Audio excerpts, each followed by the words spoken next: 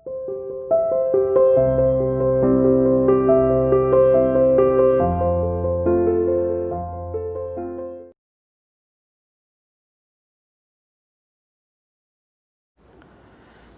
Morning students, how are you? You are welcome to CR international online classes. आज का 10th का SST Hindi medium के अंदर जो टॉपिक है वो हम पेय फसलों के विषय में लेंगे। चाय और जैसे कहवा होता है, और इसके साथ साथ हम एक उष्णकटिबंधीय पौधा जो कि रबड़, इसकी विशेषताओं के विषय में जानेंगे। इसकी जलवायु के विषय में कि किस तरह की जलवायु के अंदर ये पौधे तैयार होते हैं, किस तरह की मृदा चाहिए, किस तरह के रासायनिक खाद चाहिए, किस तरह की केयर चाहिए इनको, कैसा धरातल चाहिए, कितनी वर्षा चाहिए, कितना तापमान चाहिए, इन सब पे हम चर्चा करेंगे। ये आपका पहला जो टॉपिक है, चाय भारत की महत्वपूर्ण पेय फसल है। ये ड्रिंकेबल क्रॉप है इंडिया की।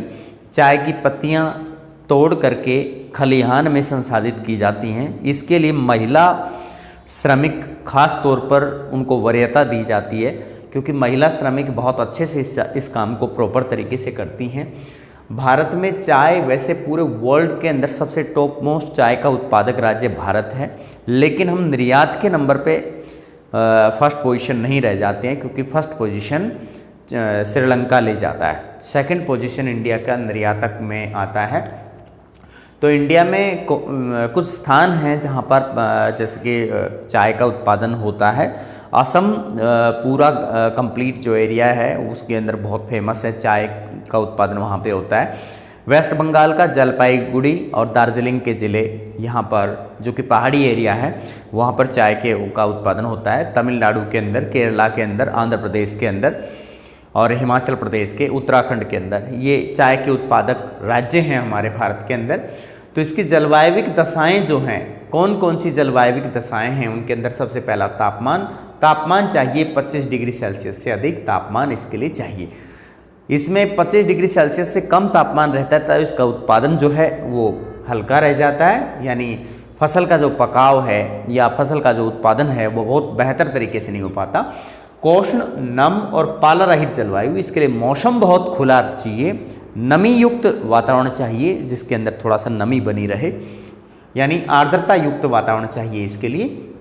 उष्ण और उपोष्ण कटिबंधीय जलवायु, इसके लिए उष्ण और उपोष्ण जो कि दोनों ही क्षेत्रों के अंदर ये जलवायु के अंदर ये पौधा तैयार होता है, उष्ण जलवायु में भी और उपोष्ण जलवायु में भी।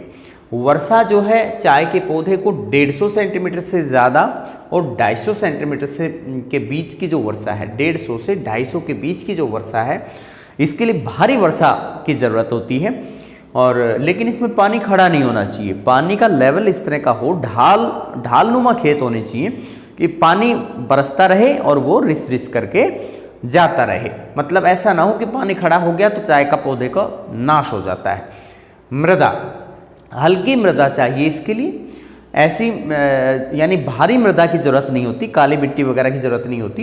ह्यूमस होना चाहिए मिट्टी के अंदर पर्याप्त मात्रा में, और लौहांश की मात्रा भी उसके अंदर होनी चाहिए। लोह जो तत्व है वो उसके अंदर मौजूद होना चाहिए। आयरन, खाद रासायनिक उर्वरक यूज होते हैं और खाद की जरूरत पड़ती है, देसी खाद भी यूज हो सकता है।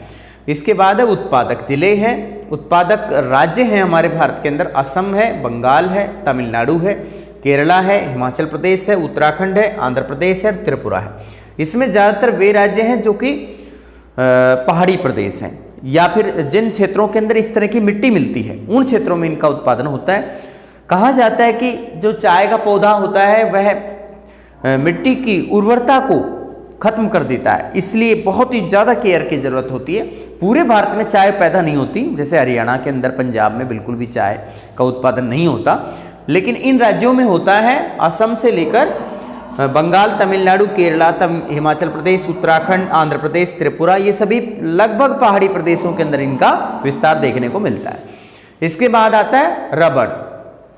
रबड़ उष्णकटिबंधीय वनों के पेड़ हैं, ये उष्णकटिबंधीय क्षेत्रों में पाए जाते हैं। इसके लिए तापमान है 25 डिग्री सेल्सियस से अधिक का तापमान इसके लिए ज़रूरी होता है।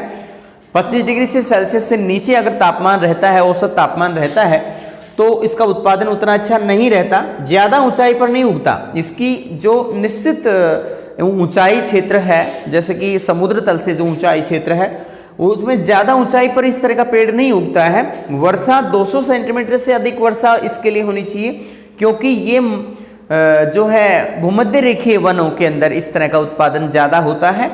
मृदा के अंदर हम देखें तो जलोढ़ और लेटेराइट जी, इन दोनों ही मृदाओं का जो कि उत्पादन इसके अंदर होता है।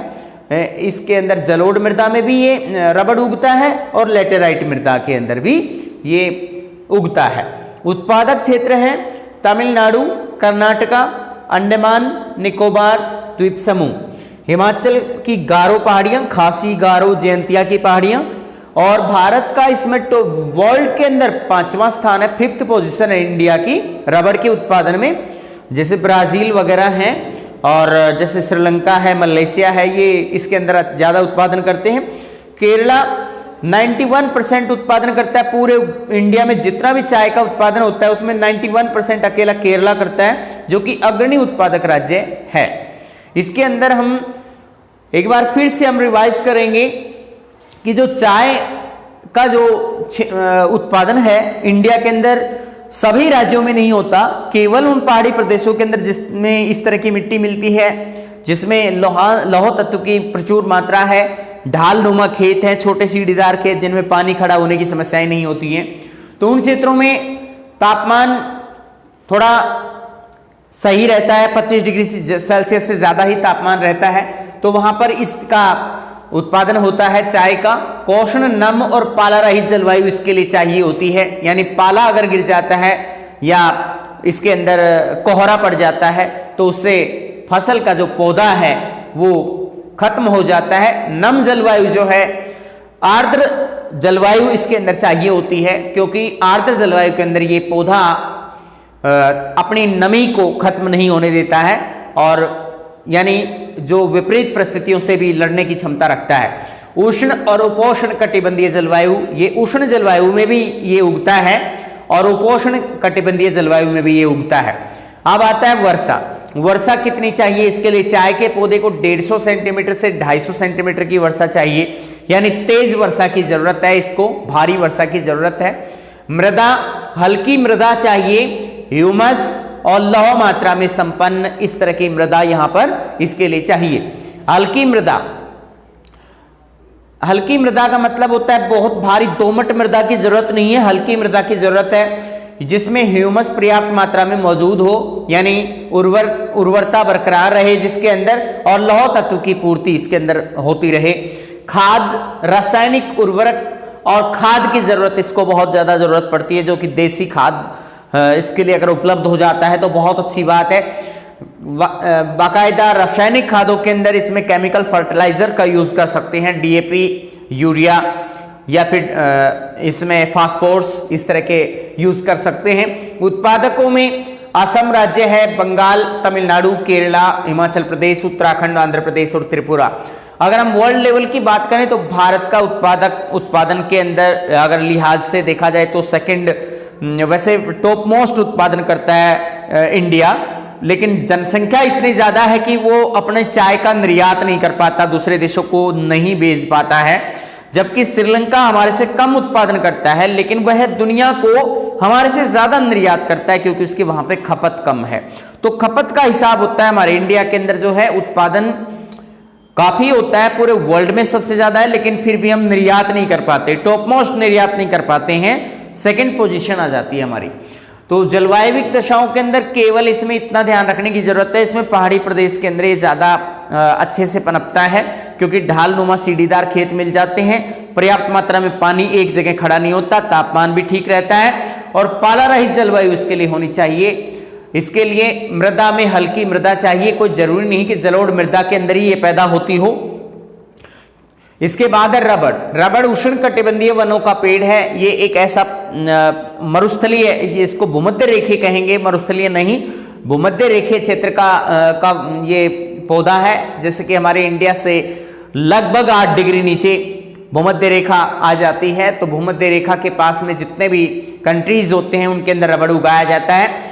25 डिग्री सेल्सियस से अधिक तापमान की इसको जरूरत होती है। ज्यादा ऊंचाई पर, समुद्र तल से ज्यादा ऊंचाई पर यह नहीं उगता है, क्योंकि अगर ज्यादा ऊंचाई पे जाते हैं तो ठंड बढ़ जाती है और इसको उपरोक्त जो तापमान है वो बिल्कुल समान तापमान की जरूरत होती है, समान वर्षा की भी जरूरत होती है कि 200 सेंटीमीटर से अधिक वर्षा परमानेंटली होती रहनी चाहिए। मृदा के लिए यहाँ पर जलोढ़ और लेटेराइट मृदा दोनों के अंदर ये उगता है।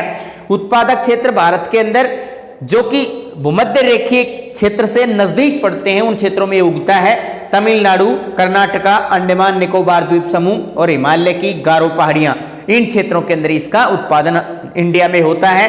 पूरे वर्ल्ड में 5वीं पोजीशन इंडिया की है रबड़ उत्पादन में। और हमारे इंडिया में अगर टोटल सभी राज्यों का उत्पादन हम देखें तो 91% अकेला केरला उत्पादन कर रहा है, जो कि पूरे भारत में 9% जो बचता है वो बाकी इन राज्यों के हिस्से जाता है, तमिलनाडु, कर्नाटक, अंडमान निकोबार द्वीप समूह और हिमालय की गारो पहाड़ियों में, यानी खासी, गारो, जयंतिया ये पूर्वोत्तर ईस्टर्न पार्ट में मेघालय के अंदर पाई जाती हैं। तो यहां हम देखते हैं कि केरला जो कि टॉप मोस्ट स्टेट है इंडिया के अंदर जो रबड़ का उत्पादन करता है। इस प्रकार चाय एक पेय फसल के रूप में और रबड़ एक रेशेदार फसल के रूप में हमने इसका क्लैरिफिकेशन किया। आप इसे याद करें। धन्यवाद।